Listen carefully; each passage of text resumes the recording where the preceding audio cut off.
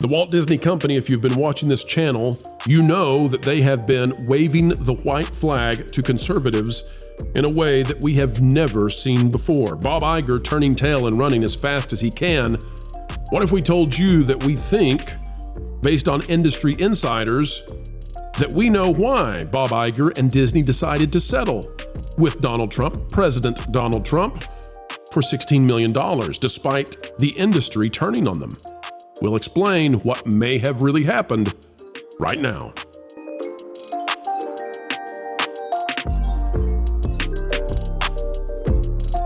Hello, folks, and welcome back to the happiest place on YouTube. That's right, folks, you are in the channel where the good news is breaking day after day, going your way, and we're here to let you know it. No, we will not be rubbing salt in the wound of Disney today, but we will be telling you why it is that Disney appears so ready to turn so quickly and definitely get out of division. And it may be sending those who were on the other side into an absolute tizzy as they realize that they do not have the biggest bully in the playground still with them. Disney now seems to be switching at least to the middle, and that is interesting indeed. We're going to show you why that may be happening. Folks, if you want even more on this kind of content, though, check out the Patreon, www.patreon.com/WDW Pro. We'd love to have you over there as well when we do get a little bit spicier. Let's bring on the panel. Let's get into it. You click the like button, and here we go. There was a little bit here. I had a little technical issue I had to work through here on during the Trump story, but there was some additional info that came out of Puck, and I found it very interesting. Matt Bellany out there at Puck is a kind of guy that I would say he's very favorable to Iger, and maybe he gets information from him. There was a discussion piece that came out this morning from them talking about why Bob Iger paid off Trump. They are sure that whatever happened with this trial, that they could have won, that Disney could have won if they wanted to stick it out, but that Disney did not want discovery to happen on a case like this, and they didn't want to go through the baggage of seeing George Snuffleupagus. I forget his name sometimes. Both of them are about as credible when it comes down to it. They didn't want the Trump people to have access to all of the emails that would have gone around in the wake of something like this. Maybe it would have been even more damaging when it came down to it. You've got access to this article. It is behind a paywall, and we have an ethical consideration that we always keep in mind, and that is that we try not to read things behind a paywall on the YouTube channel. That said, I don't think, because it's available to the public, could you bring it down and show us the first paragraph or two, and then give us an idea of what this is about? And folks, we do this because the first paragraph or two are not behind a paywall. So Jonas, if you would do that for us, just read it for us, and then we'll get into the meat and potatoes of it.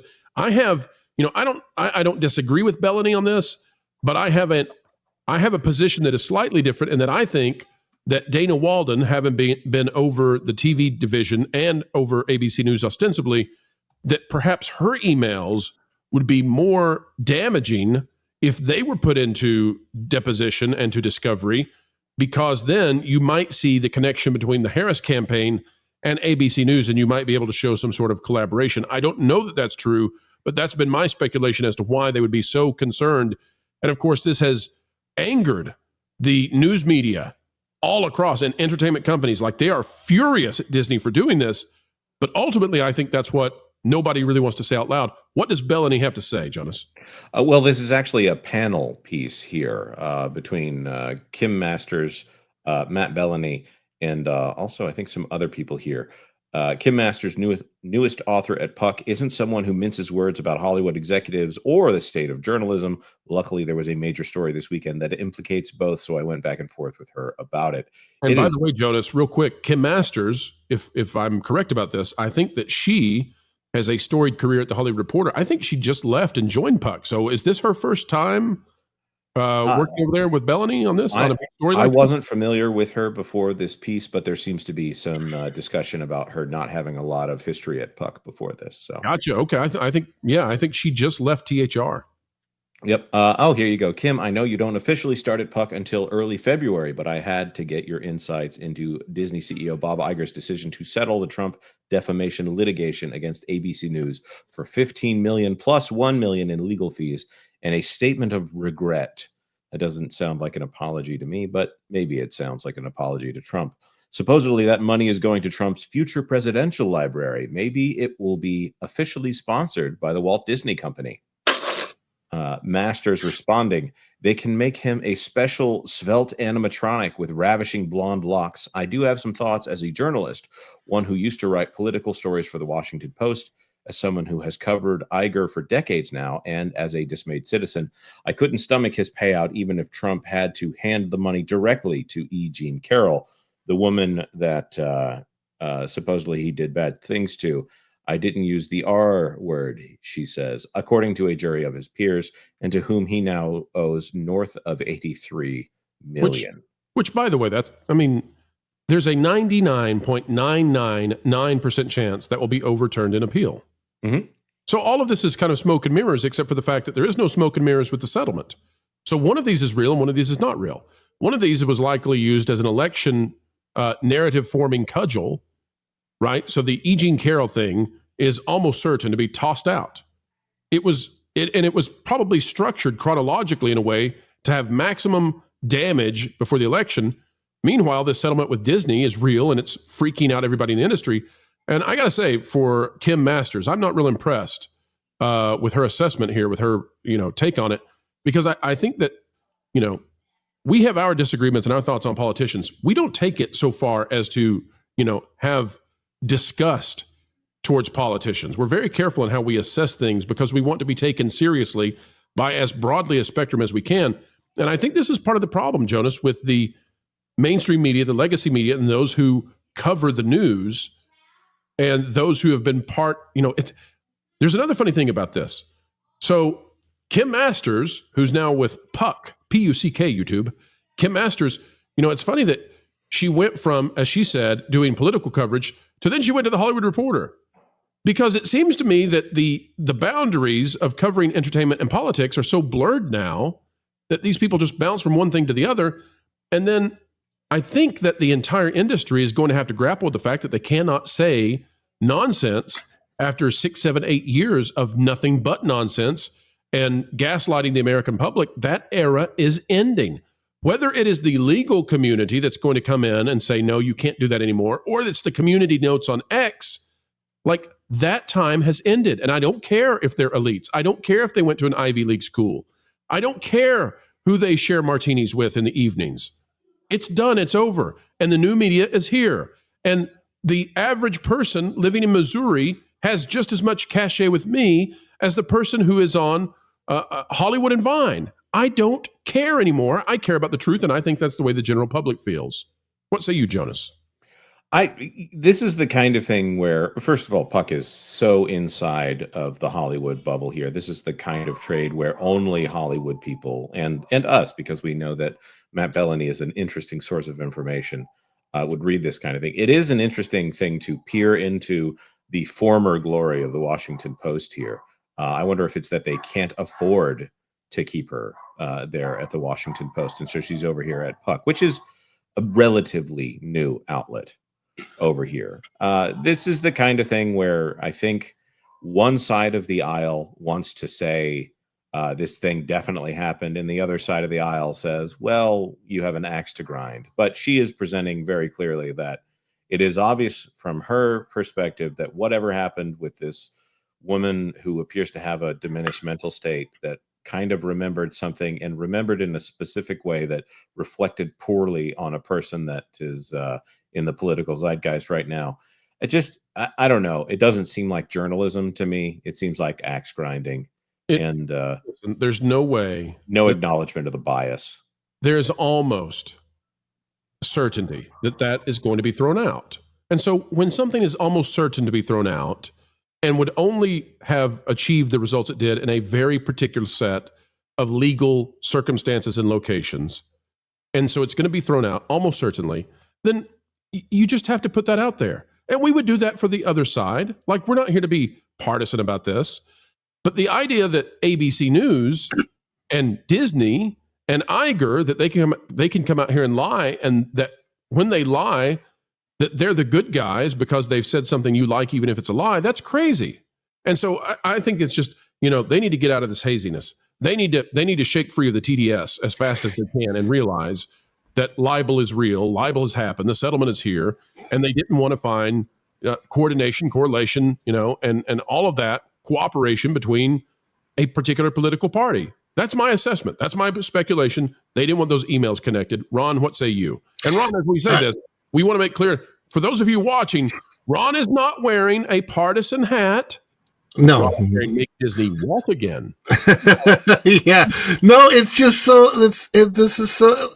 Okay, can I tell you a quick story of something that happened to me when I was working at Disney World in Canada and Epcot for the Disney Vacation Club. Okay, this was during the 2015-2016 cycle, right? So this was the first time Trump was running for president.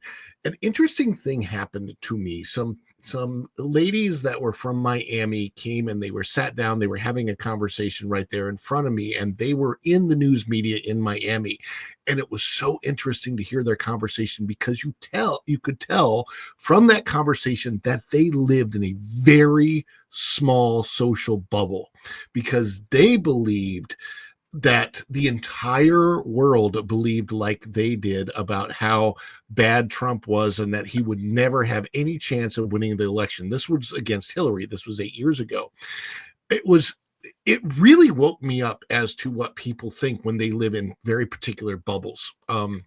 And that's what's going on here, as far as I can tell, that they just don't get that there's a whole world out there. I have always tried my entire life, especially as somebody who worked in the entertainment field for as long as I did. I worked with a lot of liberals, left-leaning people, that's fine. And I always tried to appreciate the viewpoints of everybody and listen to everybody from where everybody was coming from, because we all have different perspectives and different backgrounds. So to think that the entire world thinks like you do, it just has never made any sense to me. But that's where so many people in the legacy media live, is just in that space. So and it's not good for the transfer of information to you, to me, to anybody normal out there who has a mind, wants to think, and really wants to understand the truth about what's going on. I mean, I believe there was a great someone that said, know the truth and the truth will make you free. We need the truth. We don't need people giving their opinions in bubbles and saying it's the truth without being held accountable. Yeah. And I think that's good that people are being held accountable now. Yeah. So here's the thing. There's a little bit of what I think is bias that I want to talk about here that we haven't gotten to yet on this story. So there's one thing that comes from what I think is an error on ABC's part, or sorry, on Puck's part, and ends up in a place where I think they've stumbled into what is actually a really interesting truth. Wait a minute. Now, Jonas. Wait a minute. Jonas, I'm seeing at the bottom Kamala Harris and Dana Walden. And so the point here is that we may have come to similar conclusions, if I'm all right. Go ahead. Yeah, no, that's okay. That's okay. Matt here, which is, I'm assuming Matt Bellany here. As you know, this appeared to be a very winnable case for Disney. George Stephanopoulos did falsely say Trump was found liable for this when the jury actually found he was liable for the other thing, not the other thing here. They think that Disney would have won this case in the end.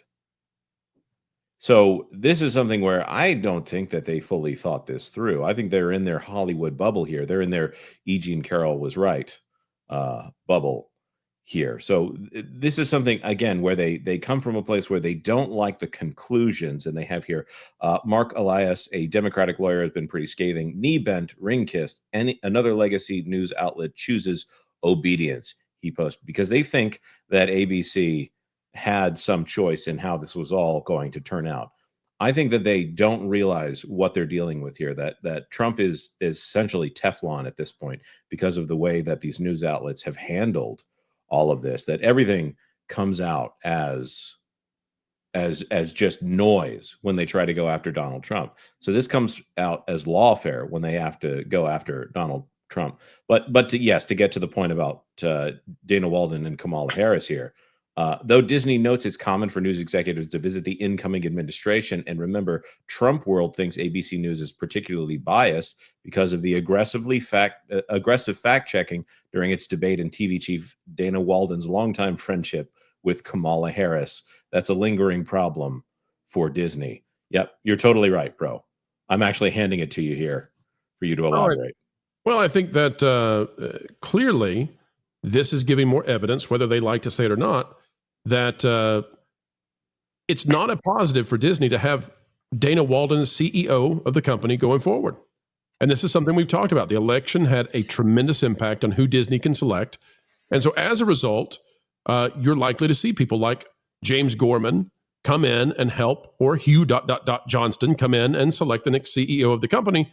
Because Bob Iger's pick probably was Dana Walden, and Bob Iger's pick probably is not a fashionable way to go any longer, because it would damage relations with the administration that they need to make at least ostensibly friends with. And so, that is where we are. Yeah. On that note, here's the speculation from Puck that I think is actually right on the money. Bob Iger cannot pay $1 million to Donald Trump. That's just not something that he can do on the books and stay good with all of those Hollywood elites. However, in this settlement, Bob Iger can make Disney pay Donald Trump essentially $16 million here and bend the knee to Trump. And that's just something that they could say, hey, if this happened, if this is here and we settle this whole thing, maybe we make this go away. This is a way for Bob Iger to, quote unquote, pay off Donald Trump and still stay in the good graces of the media and Hollywood and all of those people that he could never shame himself so much to get back into, quote unquote, politics here. Bob Iger famously recently did not make a donation to either side of the political discourse in the lead up to the election here, which was very surprising when that came to light. But now he's essentially paid 15 to 16 million to Donald Trump. Well said. Often as we get ready to wrap these up, folks, you'll hear us say, keep learning, keep growing, keep having fun. And the reason we do it is because we appreciate you. It's true, we do. And we want you to have a good time. Thank you for giving us the great time of spending time with you. Folks, on the way out the door, consider clicking that like button, share, subscribe, click it and stick it to the algorithms. It's the notification bell, and drop a comment down below, because you matter. Your thoughts matter. Who cares what the legacy corporate deadbeat media tells you? You really are important. And we're a testament to that. We wouldn't be here without folks just like you. And since we've said it, we'll say it once more. Folks, wherever you are and whatever you're doing, keep learning, keep growing, and as always, keep having fun.